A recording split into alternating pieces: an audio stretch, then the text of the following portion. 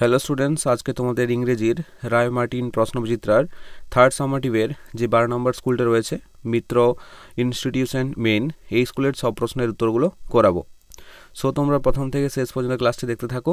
আর তোমরা যারা যারা এর আগের স্কুলগুলো না দেখে থাকো তাহলে আই বাটনে দেখো, আমি প্লেলিস্ট দিয়ে রেখেছি, সেখান থেকে তোমরা দেখে নাও, অথবা ডেসক্রিপশানে আমি স্কুল ওয়াইজ সাজিয়ে রেখেছি, সেখান থেকেও তোমরা দেখে নিতে পারো। ওকে, তাহলে চলো বেশি দেরি না করে শুরু করি আজকের ইংরেজি class.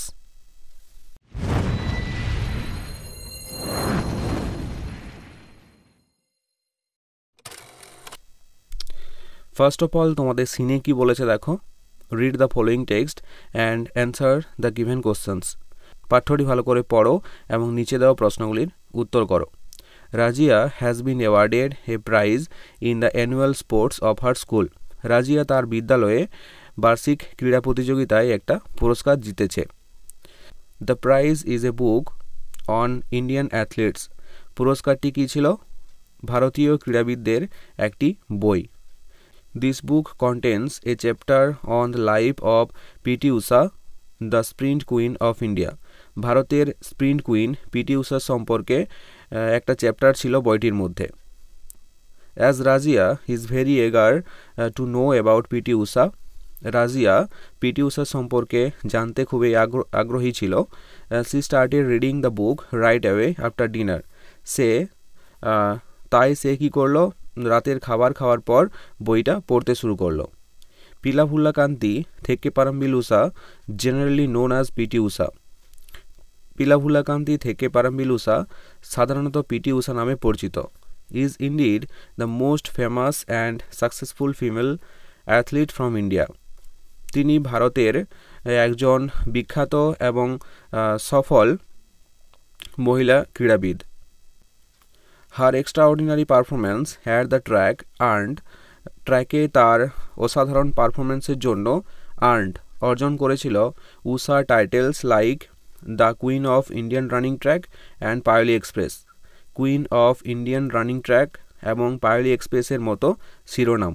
Okay, PT Usha was born on 27th June 1964 at Payoli, a village in the Payoli district of Kerala.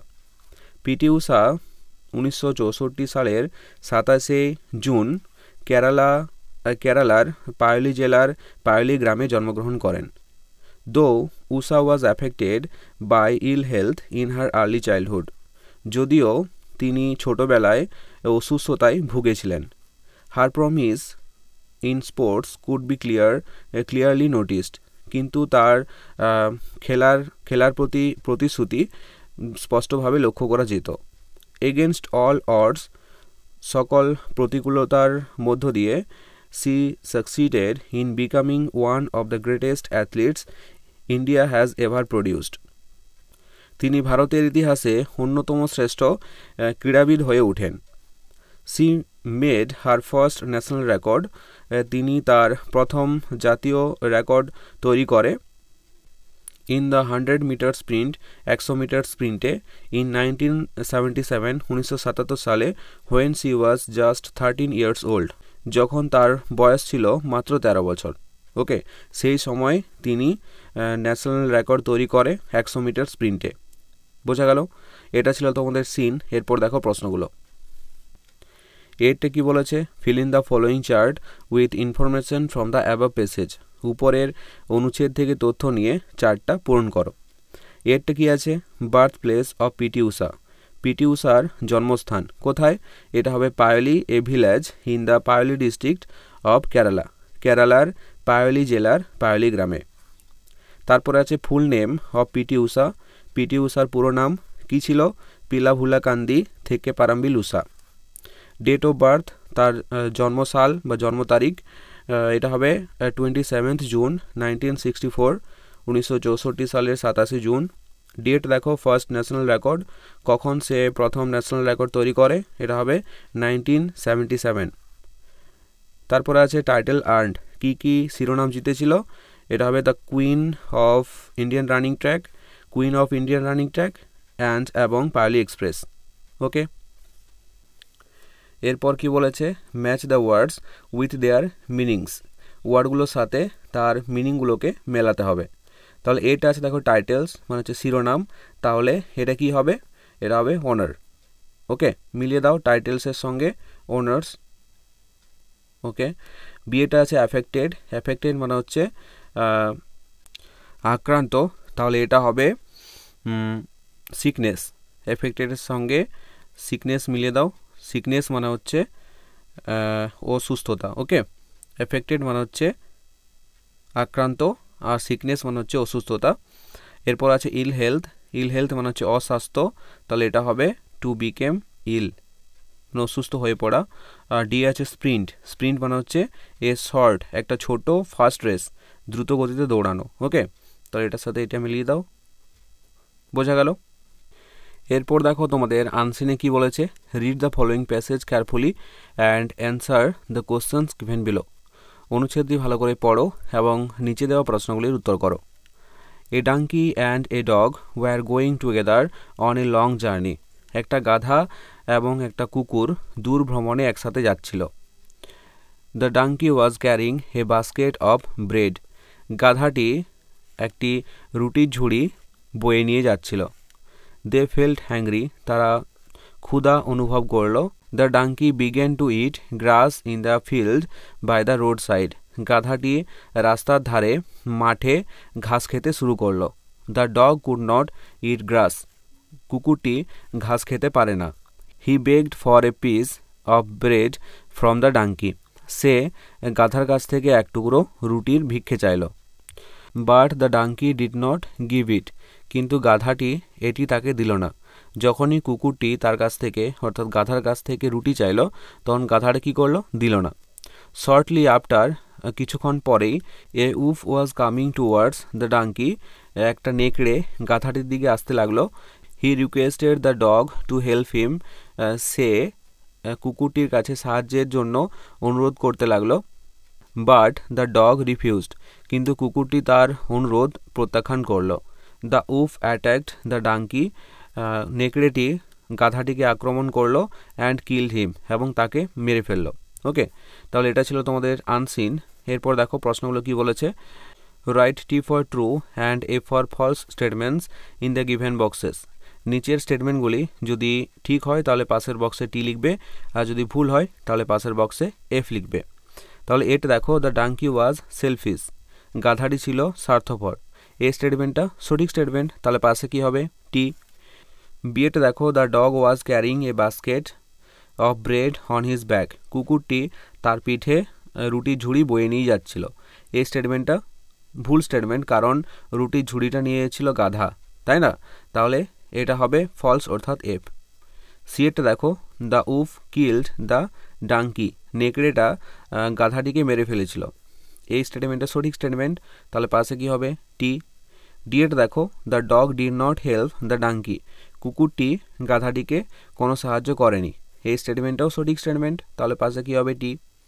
ইয়েটা দেখো, the donkey gave some bread to the dog, গাধাটি কিছু রুটি কুকুরটিকে দিয়েছিল।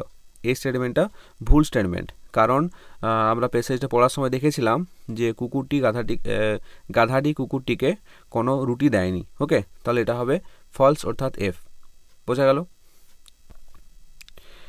এরপর দেখো, অ্যান্সার দ্য ফলোয়িং কোশ্চেন্স, নিচের প্রশ্নগুলির উত্তর দাও। এর দেখের প্রশ্নটা কি আছে, what did the donkey do when he felt hungry, গাধাটির যখন খিদে পেয়েছিল তখন সে কি করেছিল।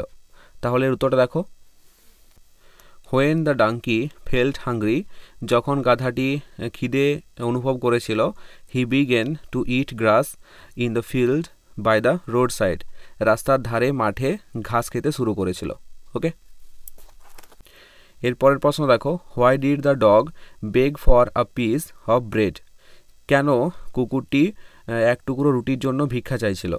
তাহলে উত্তরটা দেখো, the dog begged for a piece of bread because the dog could not eat grass, কুকুরটি এক টুকরো রুটির ভিক্ষে চাইছিল গাধাটির কাছ থেকে, কেন, কারণ কুকুরটি ঘাস খেতে পারে না বলে, বোঝা গেল।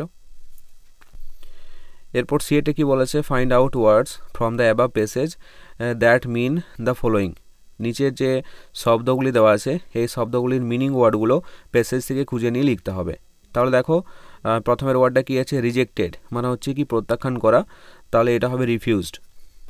বিয়েটা আছে ট্রিপ, ট্রিপ মানে হচ্ছে ছোট ভ্রমণ, কম সময়ের জন্য ভ্রমণ, তাহলে এটা হবে জার্নি।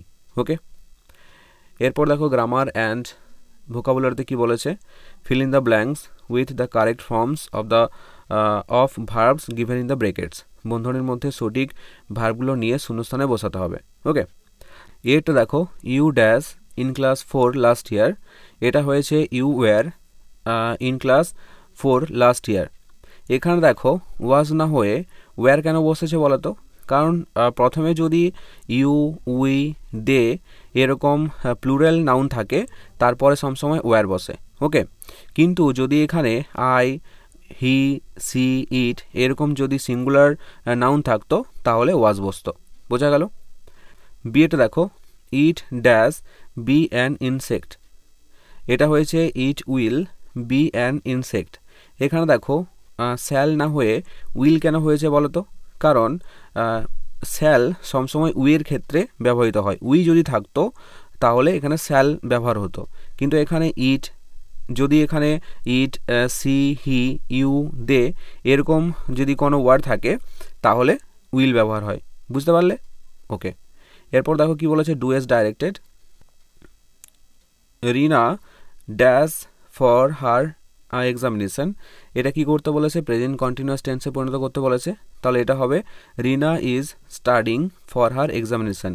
ওকে, কারণ এটার প্রেজেন্ট কন্টিনিউয়াস টেন্সে করার জন্য যে নিয়মটা সেটা তোমরা আগের ক্লাসে শিখে নিয়েছো, তাই না? তাহলে আর আলাদা করে বলতে হচ্ছে না। বিয়েটা দেখো Samir dash a patriotic song yesterday, এটা হবে সমীর সাং এ প্যাট্রিয়টিক সং ইয়েস্টারডে। এখানে দেখো পাস্ট টেন্স বোঝাচ্ছে, তাই না? সিম্পল পাস্ট টেন্স, তার জন্য এখানে যে সিং না হয়ে সাং হয়েছে।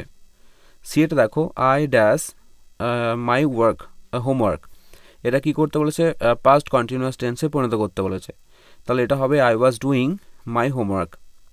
ডিএড দেখো Bimal dash in the afternoon, এটা কি করতে বলেছে, সিম্পল ফিউচার টেন্স, তাহলে এটা হবে Bimal will play in the afternoon. ইয়েটা দেখো last Sunday Soma the zoo, এটা কি করতে বলেছে, সিম্পল পাস্ট টেন্স, তাহলে এটা হবে last Sunday Soma visited the zoo. এফেট দেখো মিতা ড্যাশ টু মিউজিক, এটা কি করতে বলেছে, প্রেজেন্ট কন্টিনিউয়াস টেন্স, এটা হবে মিতা ইজ লিসেনিং, প্রথমে যেরকমটা ছিল সেরকমই করবে, Mita is listening to music. জিএটা দেখো টুমোরো দে ড্যাশ দিল্লি, এটা কি করতে বলেছে, সিম্পল ফিউচার টেন্স, তাহলে এটা উইল ব্যবহার হবে, tomorrow they will reach Delhi. Okay, এরপর দেখো fill in the blanks with appropriate prepositions, appropriate prepositions দিয়ে শূন্যস্থানগুলি পূরণ করো। এটা আছে Mr Brown lives dash England, এটা হয়েছে Mr Brown lives in England, কারণ বড় জায়গার আগে সবসময় ইন বসে। বিয়েটা দেখো the cat is sleeping dash the table, এটা হবে the cat is sleeping under the table, বিড়ালটি টেবিলের নিচে ঘুমোচ্ছে। সিটা দেখো দে গো ড্যাশ স্কুল এভরিডে, তারা প্রতিদিন বিদ্যালয়ে যায়, তাহলে এটা হবে দে গো টু স্কুল এভরিডে। ডিএটা দেখো ডিস্ট্রিবিউট দ্য ম্যাঙ্গোজ ড্যাশ বয়েস, এখানে দেখো অনেকগুলো ছেলেকে আমগুলো ভাগ করে দিতে বলেছে, তাই না? তাহলে এটা হবে অ্যামং। বোঝা গেল? এখানে যদি দুটো ছেলে বা দুটো পার্সনের মধ্যে ভাগ করে দিত, ভাগ করতে বলতো, তাহলে বিটুইন হতো। বোঝা গেল? তাহলে এটা হয়েছে distribute the mangoes among boys. ইয়েটা দেখো my uncle will come dash Monday, এটা হবে my uncle will come on Monday, কারণ বারের আগে সবসময় অন বসে, on Monday, on Sunday, on Tuesday, on Wednesday. Okay, সবসময় অন বসবে। এরপর 6টা কি বলেছে, underline the adverbs in the following sentences, নিচের যে বাক্যগুলি রয়েছে এই বাক্যগুলির মধ্যে যেটা অ্যাডভার্ব রয়েছে তার নিচে দাগ দিতে হবে। এটা দেখো now we shall go to school, এখানে দেখো নাও মানে এখন, তাহলে নাও এটা হবে অ্যাডভার্ব। যদি এখানে বলতো যে কী ধরনের অ্যাডভার্ব, তাহলে নাও এটা হবে অ্যাডভার্ব অফ টাইম। কারণ এটা এখন একটা সময় বোঝাচ্ছে। ওকে, বিয়ের দেখো she eagerly waited for the result, সে আগ্রহের সাথে ফলাফলের জন্য অপেক্ষা করছে। ওকে, তাহলে দেখো এখানে এগারলি, এগারলি মানে হচ্ছে আগ্রহ, একটা গুণ বোঝাচ্ছে, তাই না? তাহলে এগারলি এটা হবে অ্যাডভার্ব, যদি টাইপ বলতো তাহলে এটা হবে অ্যাডভার্ব অফ ম্যানার। বোঝা গেল? এরপর দেখো রাইটিং স্কিল। রাইটিং স্কিলে কি বলেছে? Write a paragraph on trees are our friends with the help of the following points. একটা প্যারাগ্রাফ লিখতে হবে, গাছ আমাদের বন্ধু এই বিষয়ে নিচের যে পয়েন্টগুলো দেওয়া আছে এগুলি সাহায্য নিয়ে। তারপর আটেরটা আছে write a story on two friends a bear, দুটো বন্ধু এবং একটা ভালুক এই বিষয়ে একটা গল্প লিখতে হবে। ওকে, নিচের যে পয়েন্টগুলো দেওয়া আছে এগুলি ব্যবহার করে অ্যাড এ মোরাল টু ইট, এবং এটার একটা নীতিকথা দিতে হবে।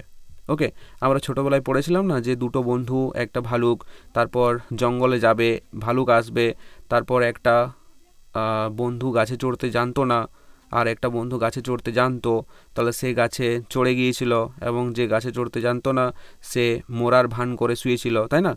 তো এই ছিল গল্পটা ছোটোবেলায়। তো দেখো এইগুলো আমি করে দিয়েছি, তোমরা দেখে নাও।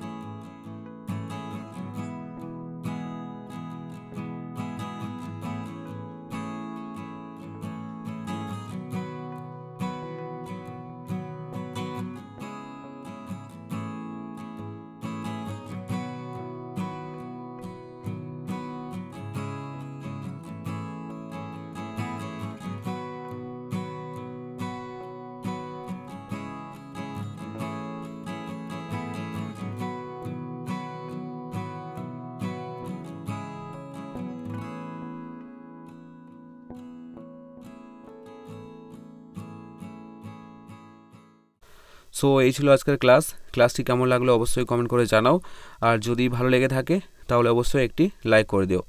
আর ছোট্ট বন্ধুরা, তোমরা যদি আমার চ্যানেলে নতুন হয়ে থাকো তাহলে অবশ্যই সাবস্ক্রাইব করে পাশে থাকা বেল আইকনটিতে প্রেস করে রাখো।